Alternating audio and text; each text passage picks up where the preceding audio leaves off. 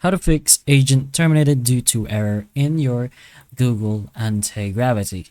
So this usually happens when the AI agent you're using, so pretty much depending whichever you're using, of course, pretty much fails to complete a task or the agent itself crashes. So this can happen again due to the server issues, large prompts. So let's say you're doing something incredibly big out of nowhere, and also conflicts with integrations, background processes, and expired login tokens. So in many cases, the request simply failed on the backend or exceeded limits, causing the agent to stop automatically or unexpectedly.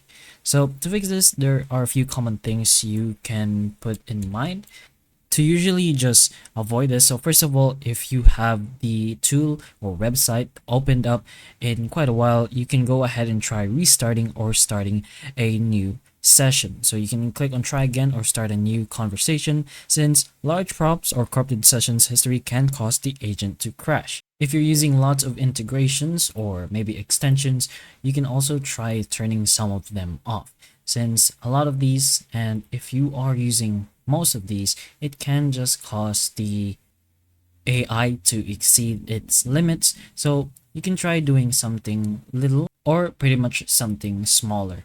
A few more other things you can try is to just restart the application and the agent service. You can close the app completely and just reopen it.